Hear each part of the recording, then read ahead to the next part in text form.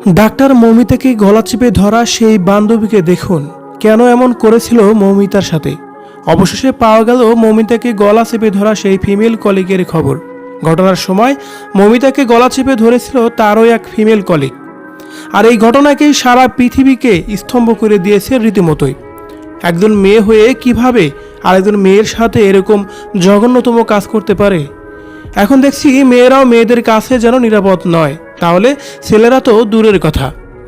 অবশেষে মৌমিতা হত্যাকাণ্ডের বিশেষ কিছু গুরুত্বপূর্ণ বিষয় এবার সামনে চলে এসেছে। ঘটনার দিন রাত 2টা পর্যন্ত পেশেন্ট দেখেছে মৌমিতা। তার সাথে ছিল আরও 4 কলিগ, ফিমেল কলিগও তার সাথে ছিল। তারা একসাথে টিভি দেখেছে, গল্প করেছে, এবং কি এক সময় মৌমিতা অনলাইন থেকে খাবার অর্ডারও করেছিল। আবার সেই খাবার তারা 4 জন মিলেই একসাথেই খেয়েছে। খাবার খাওয়ার পর যখন শরীরে একটি ক্লান্তি ভাব চলে আসে, তখনই উপরে 4 তলায় বিশ্রাম নিতে চলে যায় মৌমিতা। কিছু সময়ের জন্য চাপমুক্ত থাকতে চেয়েছিলেন মৌমিতা। কিছুক্ষণ ঘুম দিয়ে আবারও সেই ডিউটিতে ফিরবেন তিনি। আর এমন পরিকল্পনা নিয়েই রেস্টে গিয়েছিলেন। সেই দিন টানা 36 ঘন্টা ডিউটি করেছিলেন মৌমিতা। যখন সে 4 তলায় ঘুমাতে গেল একটু সময়ের জন্য, কিন্তু কে জানতো তার এই সময় শেষ সময়, তার এই ঘুমই শেষ ঘুম। মৌমিতা হত্যাকাণ্ডের বেশ কয়েকজনের নাম রীতিমতোই চলে এসেছে। আর এই ঘটনার সাথে জড়িত আছে বিশাল একটি চক্র, যা কিনা আরজিকার মেডিকেল কলেজের ডাক্তার এবং সেই প্রতিষ্ঠানের পরিচালকও। আর এই চক্রের মধ্যে অন্যতম ফিমেল কলিগও জড়িত আছে, এমন খবরও তো শোনা যাচ্ছে।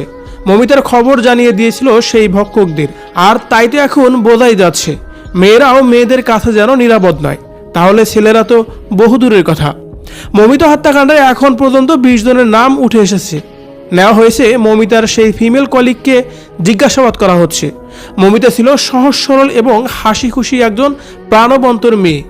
সহকর্মীদের সাথে সবসময় হাসি খুশিভাবেই বন্ধুসুলভভাবে আচরণ করত। আর তাকেই মৃত্যুর মুখে ঠেলে দিল তার সহকর্মীরাই।